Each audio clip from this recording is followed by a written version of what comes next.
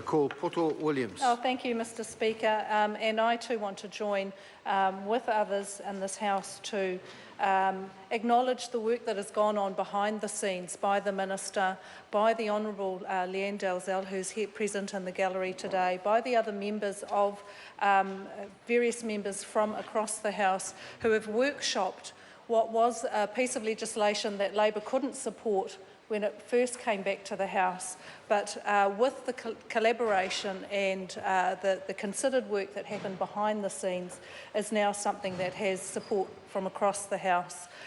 No mean feat, Minister, and I want to acknowledge your leadership in ensuring that that has occurred.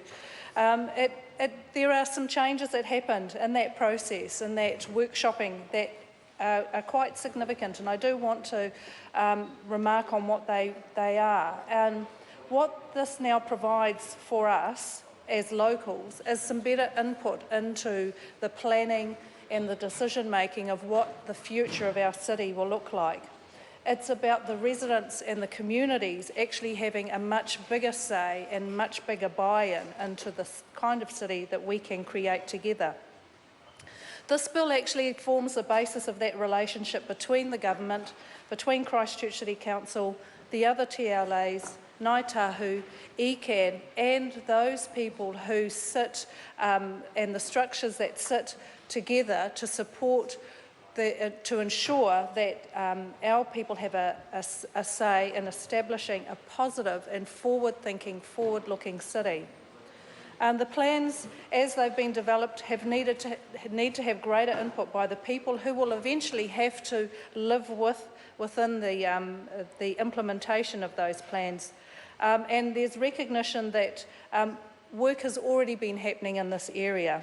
And in that regard, I want to point to a piece of work that happened last year, particularly called the Evo Space project by Eastern Vision and Avon Otakaro Network. What this particular piece of work demonstrated was that the power of positivity of a community to see beyond the rubble, beyond the open spaces, and envisage what could become a fantastic recreation, sports, and other facility areas within the residential red zone. But there have been other people who have contributed to continuing to have a vision for our city, and I want to mention those that are specific to the eastern suburbs. People like, and groups like Renew Brighton and the New Brighton Project, the New Brighton Business and Landowners Association, and all of those community organisations from South Shore right up to Kāinga who have a vested interest in ensuring that this piece of legislation is fit for purpose for the kind of future city and future community that they would like.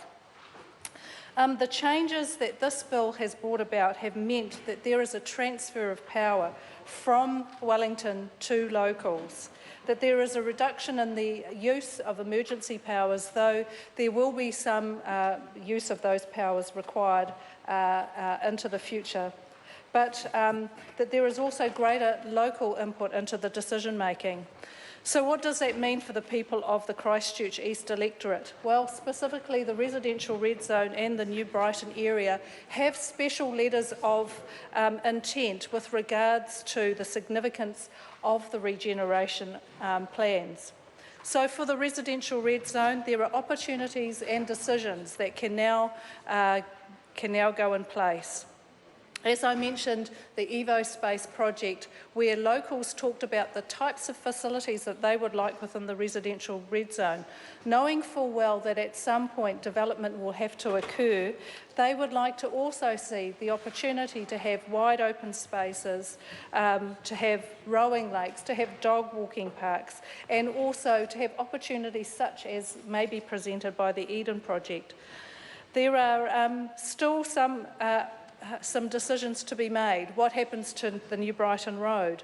Is there an opportunity to use some of this land within the red zone for flood mitigation? What will happen to the stop banks along the Avon River, which is causing quite some concern at the moment? And how will Regenerate Christchurch actually recognise and celebrate the people and families and institutions that were part of that vibrant community before they had to lock up their homes and leave all those years ago? For some, this is a very emotional part of the Regenerate Christchurch, because for some it meant that they felt like they had been cleared from their lands and their property. And it's very hard for some members of our community. So I would ask that when we are looking at plans for the residential red zone, that we acknowledge that there is a significant emotional response to that land, and we are sensitive in our plans because of it. We already know that the Waimakariri has been able to work on potential remediation of land. And is that going to be possible in the residential red zone? And how long will the land lie vacant? As my colleague Dr. Megan Wood said, it is something that makes your heart sad to see, where there had been families, there had been communities, there had been children now lying vacant, and other than the care of some local people, much of it is not cared for well. So what is to become of that land? What is also to become of the residents who were either uninsured, unwilling to leave, or unhappy with the offer that was presented to them by the Crown? Those decisions have not been made. At least we have an opportunity to revisit that. What about the iconic and fantastic community of New Brighton? We welcome the opportunity to work specifically with those community organisations and individuals around the restoration of this iconic suburb and its importance to the eastern suburbs of Christchurch. We all know, we've heard often over the passage of this bill talk about New Brighton as it was in its heyday in the 60s, the only place that you could shop on Saturday, right through to, in the 70s, the development of the pedestrian mall. Those of you who come to Christchurch will now see that actually the commercial heart of the area has been in decline. It has been in decline for some years. There is a great sense of hope that the opportunity, now that the government is on board as that significant third partner, along with Christchurch City Council and local stakeholders, that now we will have the opportunity to put into effect the master plan, the plans that have been designed for the community, by the community, which will really regenerate the retail and commercial heart of New Brighton, and therefore regenerate the retail and commercial heart of the eastern suburbs. And there are many people to thank for their continuation of vision throughout this long 5 years. Just in conclusion, Mr. Speaker, I want to say that I've valued the opportunity to talk with those people who will eventually go on to run those organisations, particularly Development Christchurch, and that they have sought out the views of not only local people but local community leaders in the eastern suburbs. And I really welcome the opportunity of seeing those plans enacted. On that note, Mr. Speaker, we're very pleased to support this bill.